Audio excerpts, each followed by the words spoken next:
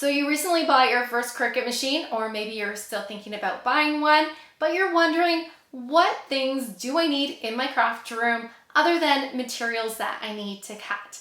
Well, I have a list of 12 of the things that I use on a regular basis that I am going to share with you. Now, some of these items may surprise you, and you may even have some of them already laying around your house.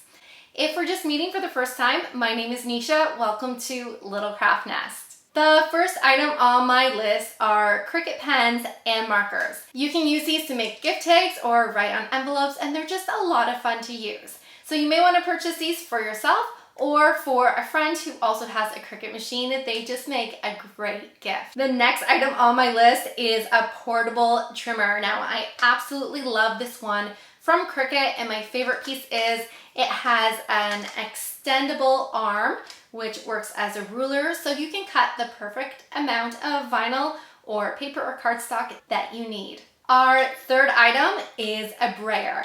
Now, this is one thing I didn't buy right away. I actually waited quite a while before I got one of these, and man, I wish I had bought one of these right away. They really help smooth out your material on the mat. Not only that, it really helps your material to stick well to the mat. So if you have a mat that's not so sticky anymore, the brayer is gonna be your best friend.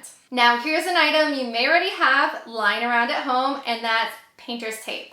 I use painter's tape quite a bit, especially when my mats aren't so sticky anymore.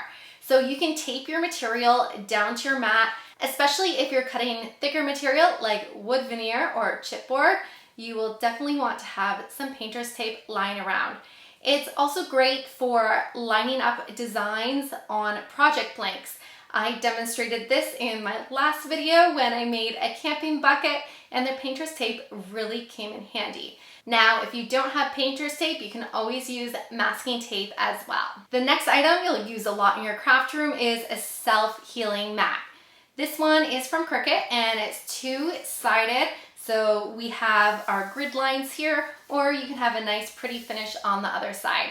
These come in a variety of different sizes. You'll often see me use my large green mat on my desk while doing Cricut tutorials. Item number 6 is weeding pens. Now, there are a number of different weeding tools you can purchase, but these pens are my favorite. They have a little tip at the end, which makes it very easy to weed out those tiny, tiny details. These ones I got from Tech Wrap. They are very pretty. I just love these. And I'll leave a link down below in the description for all the products that I am showing you today. Another tool I really love are tweezers.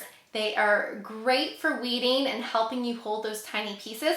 I actually have two favorite pairs, so I thought I'd show you both of them. This colorful pair has a nice sharp tip, and you can also weed with these tweezers, and it just makes the process so easy. These other tweezers here are from Cricut, and they're called reverse tweezers.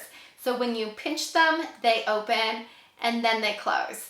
I really love using these. They may take you a bit to get used to if you're used to regular tweezers, but I really like how they hold your vinyl pieces while you're not pinching down on them. Item number 8 are nail polish holders, but we're not using these for nail polish.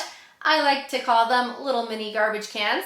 They are great to put on your fingers and weed all those tiny little pieces into. It's like having a garbage can right next to your project, so you don't have to worry about where to stick all those little scrap pieces of vinyl. Here's another item you may already have at home, and that is a lint roller. Now, some people like to use these for weeding and to hold your little bits and pieces, or you can clean up your self-healing mat afterwards by rubbing this over top and cleaning up all those little pieces of vinyl. Not only that, it is great for all the projects you do. Whether you're putting an image on a cup or a shirt, it's always best to clean your surface off first with a lint roller so you're removing anything that may get in the way of your design. Item number 10 is rubbing alcohol. Now, I'm getting near the bottom of this bottle because I use it so often. This is great for cleaning off any hard surfaces you're working with before applying your design, such as tumblers or glass. It's also great for removing sticky residue off of items that you've already bought that have a sticker stuck onto them already that you want to remove. Our next item is parchment paper. Now, this is a giant roll that I got from Costco. You honestly don't need a roll this big because when you use parchment paper, you can use that same piece over and over again. Parchment paper is great for layering your adhesive vinyl projects. It's also great for layering your heat transfer vinyl projects. Parchment paper is heat resistant and it also does not stick to your adhesive vinyl, which makes it a great crafting supply to have around. You'll see me use it in many of my videos. And this brings us to item number 12, and we have squeegees or scrapers, whatever you want to call them. Just make sure you have one of these. Now, there's Cricut brand ones. You can get them in different sizes. This one's from Tech Wrap.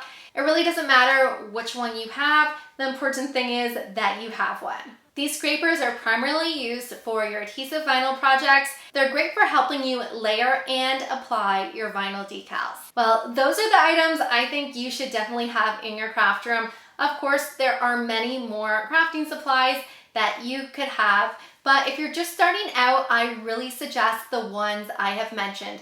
Of course, you're also going to need materials to cut, such as vinyl or cardstock, or any of the 100+ items that your Cricut machine can cut. If you have any questions at all, leave them down below in the comments. Go check out some of my other Cricut tutorials, and I hope to see you on more crafting adventures.